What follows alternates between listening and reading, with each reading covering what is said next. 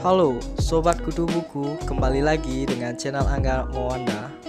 Di video kali ini saya akan mereview sebuah buku tentang Start with Why yang dibuat oleh salah satu penulis buku manajemen dan bisnis yang paling terkenal di dunia yang bernama Simon Sinek.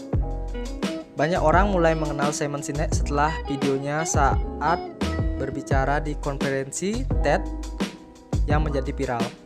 Judul dari topik yang dibawakan Sinek adalah Start with Why, mulailah dari mengapa.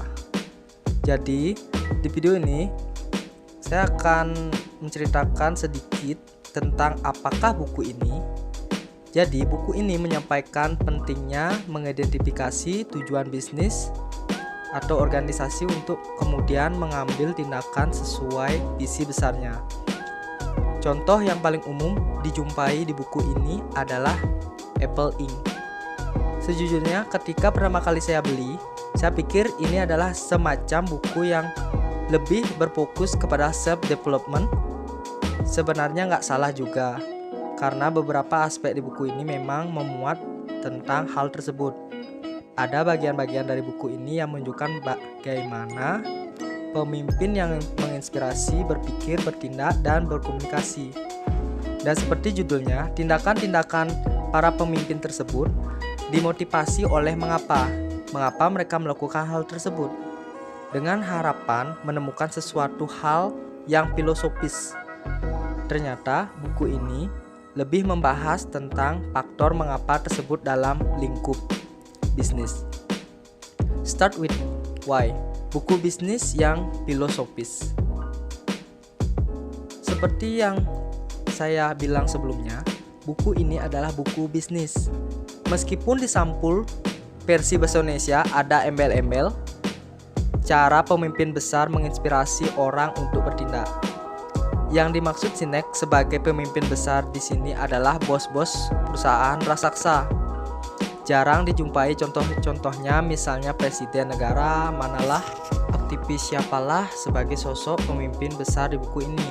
Alih-alih Sinek lebih suka menggunakan contoh seperti Steve Jobs, Bill Gates, maupun Herb Kelleher, pendiri Southwest Airlines.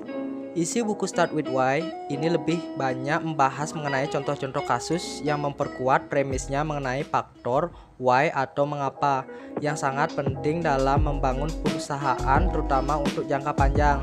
Saya pikir hal ini adalah pengingat yang cukup manis, di mana banyak sekali perusahaan di masa sekarang lebih suka sesuatu yang menghasilkan keuntungan serba cepat, serba instan, langsung terlihat di depan mata.